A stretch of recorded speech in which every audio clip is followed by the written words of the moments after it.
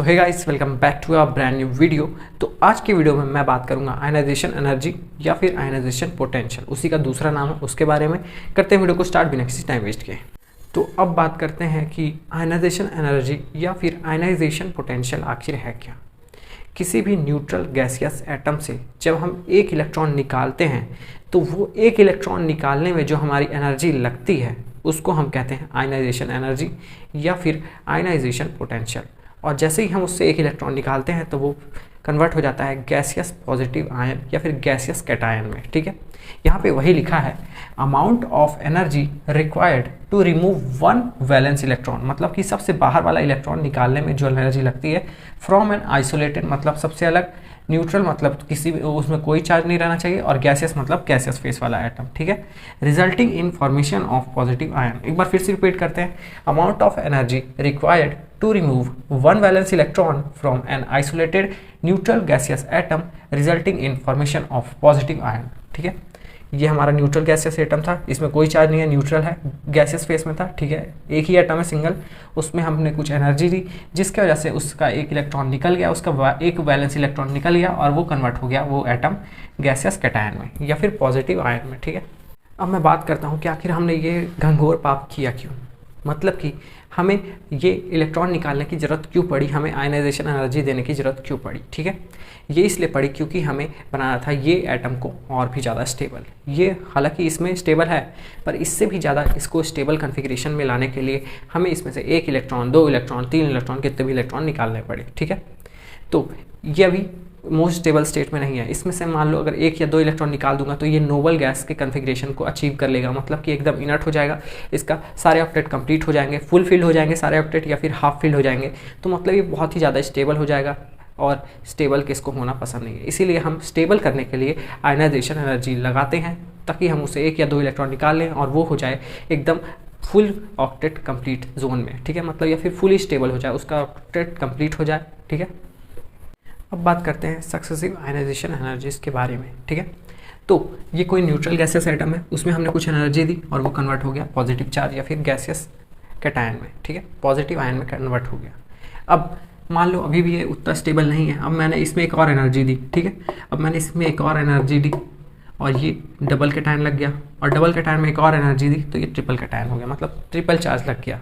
तो कहना मैं ये चाहता हूँ कि आप Mg से Mg प्लस बना सकते हो, और ये जो एनर्जी रहेगी इसको हम बोलेंगे फर्स्ट आयनाइजेशन एनर्जी। ठीक है, अब जब आप इसमें एक बार और एनर्जी से एक और इलेक्ट्रॉन निकालोगे तो ये एनर्जी का नाम होगा सेकंड आयनाइजेशन एनर्जी। ठीक है, अब ये जो सेकंड वाला कैटायन बना है हमारा, ठीक है, सेकंड कैटायन में एक और एनर्जी लगा के एक और इलेक्ट्रॉन निकालोगे तो वो हो जाएगी हमारी थर्ड आयनाइजेशन एनर्जी। ठीक है, यहाँ पे बहुत सारे लोग का एक डाउट आता है कि भैया क्या हम ऐसे नहीं कर सकते कि हम डायरेक्ट गैसियस एटम से ही यहाँ पे तीन एनर्जी लगा के हम इसको Mg+++ में कन्वर्ट कर दें, पर ऐसा नहीं होता है। आयनाइजेशन एनर्जी का जो हमारा स्टेप है वो एक एक करके ही इलेक्ट्रॉन निकालता है। पहले न्यूट्रल गैसियस एटम से एक इलेक्ट्रॉन निकला, फिर ये जो पॉजिटिव कैटायन था उससे एक इलेक्ट्रॉन निकला, फिर डबल पॉजिटिव जो कैटायन था उससे एक और इलेक्ट्रॉन निकला।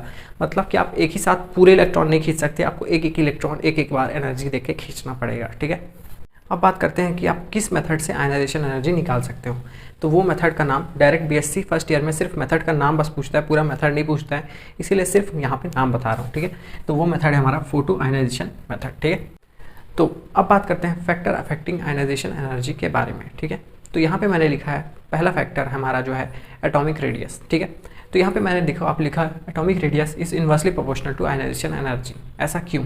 ठीक है, फॉर एग्जाम्पल हम पीरियड में लेफ्ट से राइट जा रहे हैं। ठीक है, तो हमें पता है, अगर आपने पिछला वीडियो नहीं देखा है तो आई बटन में आ रहा है, देख लेना आयनाइजेशन रेडियस का, कि जैसे ही हम लेफ्ट से राइट जाते हैं तो एटॉमिक रेडियस कम होने लगता है। ठीक है, अगर एटॉमिक रेडियस कम हो रहा है मतलब कि न्यूक्लियस हमारा जो है और उसके पास में जो इलेक्ट्रॉन है उन लोग का वो अट्रैक्शन बढ़ रहा है। तो अगर न्यूक्लियस किसी इलेक्ट्रॉन को पकड़ के रखा है और हम उसी इलेक्ट्रॉन को निकालना चाहते हैं तो हमें ज़्यादा एनर्जी देनी पड़ेगी, ज़्यादा फोर्स ऑफ अट्रैक्शन है न्यूक्लियस और इलेक्ट्रॉन के बीच में, तो हमें ज़्यादा एनर्जी लगानी पड़ेगी वो इलेक्ट्रॉन को निकालने के लिए, क्योंकि ज़्यादा फोर्स ऑफ अट्रैक्शन लग रहा है।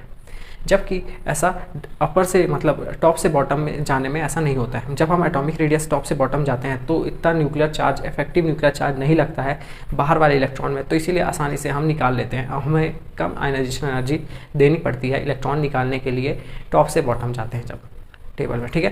तो यहाँ पे वही लिखा है कि हम एटॉमिक रेडियस अगर बड़ा रहेगा तो हमें कम एनर्जी लगेगी, एटॉमिक रेडियस अगर छोटा है तो हमें ज़्यादा आयनाइजेशन एनर्जी लगने वाली है, ठीक है। सेकंड रीज़न है हमारा, सेकंड फैक्टर है हमारा न्यूक्लियर चार्ज, ठीक है। तो न्यूक्लियर चार्ज हमें ये कहता है कि न्यूक्लियर चार्ज अगर ज़्यादा होगा तो आयनाइजेशन एनर्जी भी ज़्यादा लगने वाली है। मतलब ये कोई एटम है, ठीक है, ये न्यूक्लियस है और मान लो इसमें कुछ चार्ज है, ठीक है, और ये हमारा यहाँ पे इलेक्ट्रॉन है। तो हम क्या करने वाले हैं, ये इलेक्ट्रॉन को निकालने वाले हैं जैसे, ठीक है। तो अगर मेरा न्यूक्लियर चार्ज ज़्यादा होगा तो ये ज़्यादा फोर्स ऑफ अट्रैक्शन से इसको अपने पास खींच के रखेगा, तो हमें ज़्यादा एनर्जी लगेगी इस इलेक्ट्रॉन को निकालने में। न्यूक्लियस से खींचने में हमें ज़्यादा एनर्जी लगेगी क्योंकि न्यूक्लियस भी उसको पकड़ के रखेगा ड्यू टू अपोजिट चार्ज। ये इसका प्लस चार्ज है, इसका माइनस चार्ज है, और अगर इसका चार्ज ज़्यादा है, न्यूक्लियस चार्ज ज़्यादा है, तो ये इलेक्ट्रॉन को जाने नहीं देगा आसानी से, ठीक है। तो यहाँ पे वही है, अगर न्यूक्लियर चार्ज ज़्यादा होगा तो आयनाइजेशन एनर्जी ज़्यादा होगी, अगर न्यूक्लियर चार्ज कम लगेगा इलेक्ट्रॉन में तो आयनाइजेशन एनर्जी भी हमें कम लगानी पड़ेगी इलेक्ट्रॉन को निकालने के लिए, ठीक है। थर्ड फैक्टर है हमारा शील्डिंग इफेक्ट या फिर स्क्रीनिंग इफेक्ट भी बोलते हैं उसको। तो shielding effect is inversely proportional to ionization energy, ठीक है। तो आखिर ऐसा क्यों है, तो मान लो ये कोई बड़ा एटम है, ठीक है, जिसमें एक से ज़्यादा सब शेल है, ठीक है, इतना समझ में आया। तो ये तो हमारा प्लस चार्ज हो गया, ये यहाँ से इसको अट्रैक्ट कर रहा है, फोर्स ऑफ अट्रैक्शन बनाए रखा है, पर यहाँ पे आता है हमारा स्क्रीनिंग इफेक्ट का खेल। ये जो अंदर वाले इलेक्ट्रॉन, अंदर वाले शेल में जो इलेक्ट्रॉन है वो ये बाहर वाले सेल के इलेक्ट्रॉन को रिपेल करते हैं, जिसकी वजह से फोर्स ऑफ अट्रैक्शन उतना स्ट्रॉन्ग नहीं लग पाता न्यूक्लियस का बाहर वाले इलेक्ट्रॉन के लिए, तो इसीलिए हमें कम आयनाइजेशन एनर्जी लगती है इसको निकालने के लिए। तो यहाँ पे वही लिखा है, अगर जितना ज़्यादा स्क्रीनिंग इफेक्ट लगेगा, जितना ज़्यादा अंदर वाले इलेक्ट्रॉन बाहर वाले इलेक्ट्रॉन को रिपल करेंगे, जितना ज़्यादा रिपल्शन होगा उतना ही कम फोर्स ऑफ अट्रैक्शन होगा न्यूक्लियस और लास्ट वाले इलेक्ट्रॉन का, और उतनी कम हमें एनर्जी लगानी पड़ेगी क्योंकि हमारा काम आसानी से हो जाएगा, ठीक है। तो अब बात करते हैं हमारे लास्ट फैक्टर जो है हमारा एजीमुथल क्वांटम नंबर या फिर पेनेट्रेशन शेल, ठीक है। तो यहाँ पे सबसे ज़्यादा S होगा, फिर P होगा, फिर D होगा, फिर F होगा। आखिर ये है क्या, इसको समझते हैं। ये मेरा न्यूक्लियस है, ये S ऑर्बिटल है, ये P ऑर्बिटल है, सेकंड वाला ये D है, और इसके बाहर वाला F होगा मान लो, ठीक है। तो सबसे ज़्यादा मुझे आसानी होगी इलेक्ट्रॉन निकालने में F ऑर्बिटल से, और सबसे कम एनर्जी लगेगी मुझे F ऑर्बिटल से इलेक्ट्रॉन निकालने में। आखिर ऐसा क्यों, ठीक है। पहला तो हो गया स्क्रीनिंग इफेक्ट, अंदर वाले शेल के जो इलेक्ट्रॉन है वो इसको रिपल करेंगे और फोर्स ऑफ अट्रैक्शन न्यूक्लियस और बाहर वाले इलेक्ट्रॉन का कम होगा, ठीक है। पहला रीज़न तो ये है। दूसरा रीज़न ये है कि ये सबसे बाहर है, ठीक है, तो ये जो न्यूक्लियस है ये बाहर वाले शेल के इलेक्ट्रॉन को उतना अच्छे से पकड़ के नहीं रख पाएगा, जबकि हमारा जो सबसे पहला शेल है जो कि हमारा एस शेल है, एस शेल में जो भी इलेक्ट्रॉन होंगे न्यूक्लियस वो सब इलेक्ट्रॉन को अच्छे से अपने पास पकड़ के रख पाएगा और उसको जाने नहीं देगा। इसीलिए सबसे ज़्यादा हमें आयनाइजेशन एनर्जी अगर लगेगी तो एस शेल में लगने वाली है, ठीक है। तो यहाँ पे वही है, सबसे ज़्यादा एस शेल में लगेगी, फिर पी में, फिर डी में, फिर एफ में, ठीक है।